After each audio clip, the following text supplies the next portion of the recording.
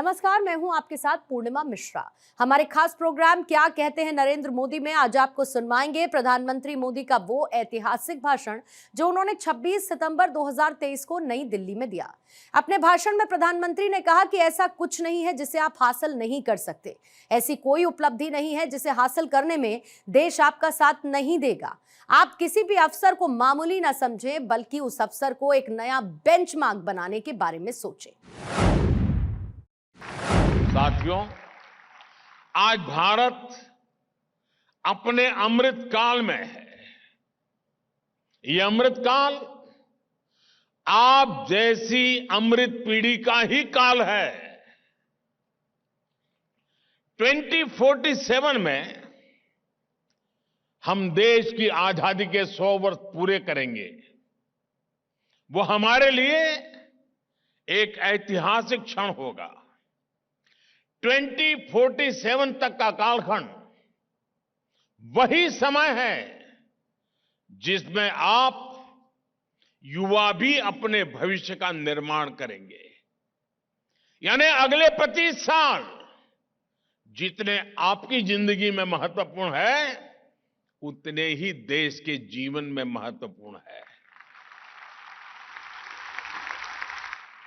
इसलिए एक ऐसा समय है जिसमें देश के विकास के कई फैक्टर्स एक साथ जुड़ गए हैं। इस तरह का समय न इतिहास में पहले कभी आया, न भविष्य में आने का अवसर मिलेगा। यानी न भूतो न भविष्यति।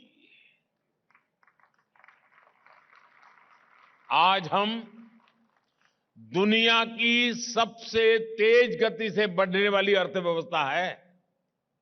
पता है ना? नहीं मालूम? मालूम है? रिकॉर्ड कम समय में हम 10वें नंबर के अर्थव्यवस्था से 5वीं सबसे बड़ी अर्थव्यवस्था बन गए।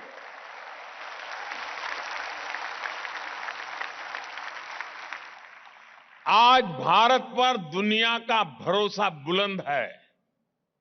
भारत में निवेश रिकॉर्ड स्तर पर पहुंच गया है। आज भारत का मैन्युफैक्चरिंग और सर्विस सेक्टर नई ऊंचाइयां छू रहा है। हमारा निर्यात एक्सपोर्ट नए रिकॉर्ड बना रहा है। सिर्फ 5 वर्षों में 13.5 करोड़ से ज्यादा लोग गरीबी से बाहर आए हैं। यही भारत का नियो मिडिल क्लास बन गया है। देश में सोशल इंफ्रास्ट्रक्चर, फिजिकल इंफ्रास्ट्रक्चर और डिजिटल इंफ्रास्ट्रक्चर के निर्माण से विकास में अभूतपूर्व तेजी आ गई है। इस साल फिजिकल इंफ्रास्ट्रक्चर में 10 लाख करोड़ का निवेश किया जा रहा है।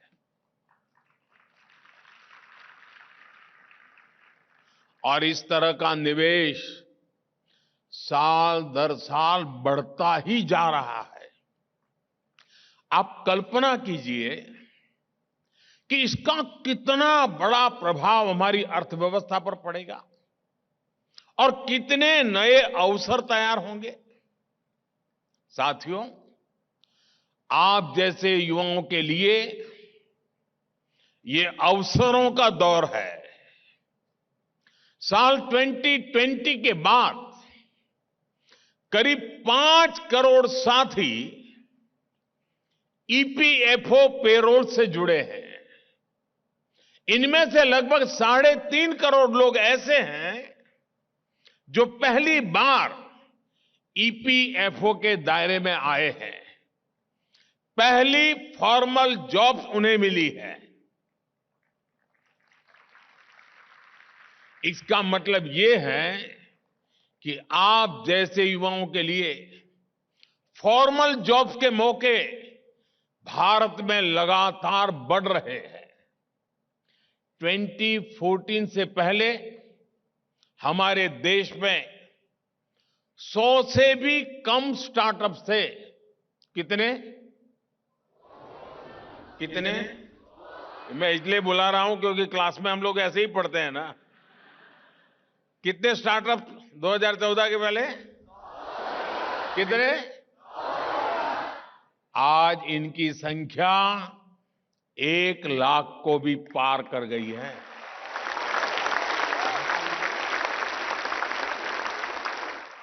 स्टार्टअप की इस लहर ने कितने ही लोगों को रोजगार के मौके दिए हैं।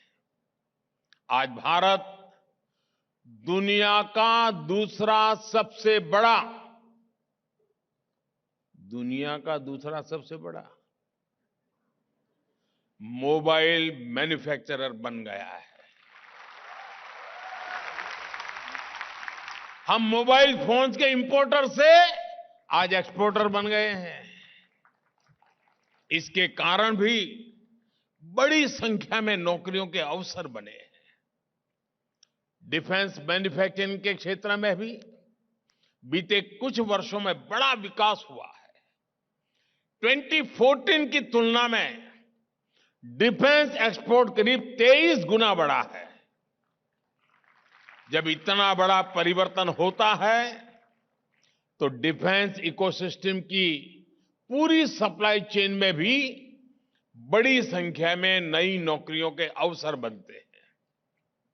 मैं जानता हूं कि हमारे कई युवा साथी जॉब सीकर के बजाय जॉब क्रिएटर बनना चाहते हैं। सरकार की मुद्रा योजना के जरिए देश के छोटे व्यापारियों को आर्थिक मदद मिलती है। आज 8 करोड़ लोगों ने 8 करोड़, आप कल्पना कीजिए, आंकड़ा बहुत बड़ा है ये। 8 करोड़ लोगों ने फर्स्ट टाइम एंटरप्रेन्योर, जिनके परिवार में कभी एंटरप्रेन्योर के नाते कोई नहीं था, फर्स्ट टाइम एंटरप्रेन्योर के तौर पर अपना कोई बिजनेस शुरू किया है, कोई कारोबार शुरू किया है, अपना काम शुरू किया है। पिछले 9 वर्षों में 5 लाख कॉमन सर्विस सेंटर भी खोले गए हैं। इनमें से हर एक में 2 से 5 लोगों को नौकरी मिली है। साथियों, ये सब भारत में आई पॉलिटिकल स्टेबिलिटी, पॉलिसी क्लैरिटी और हमारे डेमोक्रेटिक वैल्यूज की वजह से हो रहा है। पिछले 9 वर्षों में भ्रष्टाचार को कंट्रोल करने के ईमानदार प्रयास हुए हैं। आप में से बहुत सारे विद्यार्थी वो होंगे जो 2014 में, आज से 10 साल पहले, उनकी उम्र क्या होगी?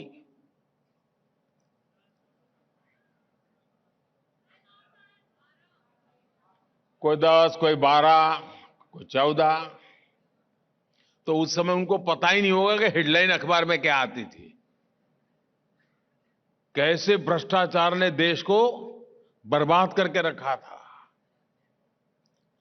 साथियों, आज मैं बड़ा गर्व से कह सकता हूं, बिचौलियों और लीकेज को रोकने के लिए नए टेक्नोलॉजी आधारित सिस्टम हमने बनाए हैं। कई तरह के रिफॉर्म्स लाकर और दलालों को सिस्टम से बाहर कर एक पारदर्शी व्यवस्था बनाई गई है। बेईमानों को सजा और ईमानदारी को सम्मान दिया जा रहा है। मैं हैरान हूं, आजकल मुझ पर एक आरोप क्या है कि मोदी लोगों को जेल में डालता है। अब मुझे बताइए भाई, देश का माल चोरी किया है तो कहां रहेंगे? कहां रहना चाहिए? ढूंढ ढूंढ करके भेजना चाहिए कि नहीं भेजना चाहिए? जो काम आप चाहते हैं वही मैं कर रहा हूं ना। कुछ लोग बड़े परेशान हैं।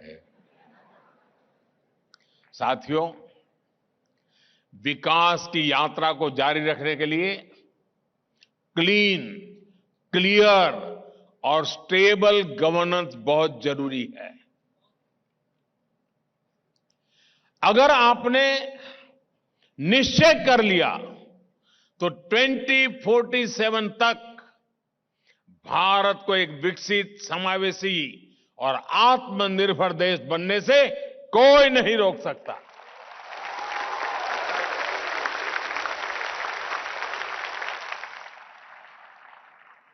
साथियों, एक और बात भी हमें ध्यान रखनी होगी। सिर्फ भारत ही आपसे बेहतर करने की अपेक्षा नहीं कर रहा है। पूरी दुनिया आपको उम्मीद की नजर से देख रही है। दुनिया को भारत का और भारत के युवाओं का पोटेंशियल और परफॉर्मेंस दोनों का पता चल चुका है। अब उनको समझाना नहीं पड़ता, इंडिया का बेटा है तो क्या होगा, इंडिया की बेटी है तो क्या होगा। वो समझ जाता है, भाई ये तो मान लो।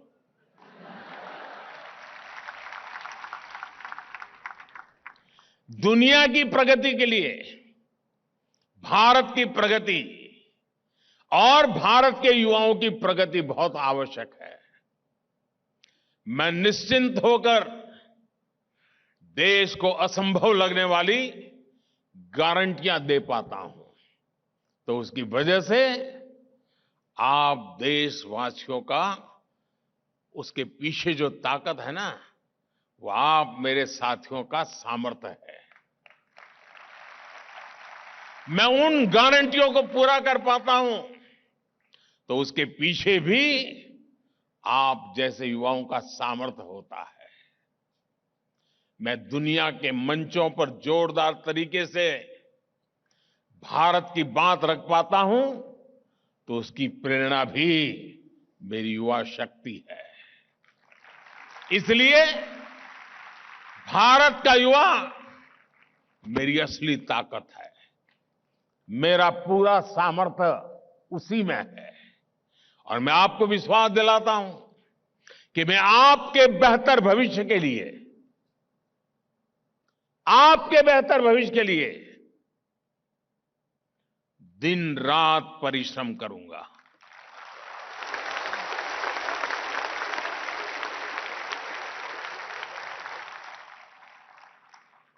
लेकिन फ्रेंड्स, मेरी आपसे भी अपेक्षाएं हैं।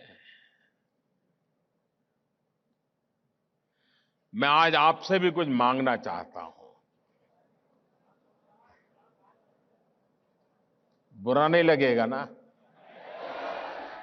आपको लगेगा ये कैसा प्रधानमंत्री है, हम नौजवानों से मांग रहा है। साथियों, मैं आपसे ये नहीं मांग रहा हूं कि आप मुझे चुनाव जिता देना।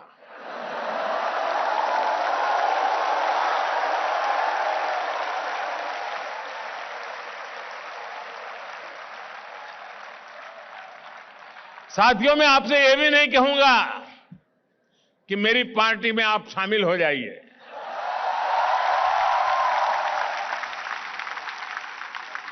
साथियों, मेरा कुछ भी पर्सनल नहीं है। जो है वो देश का है, देश के लिए है।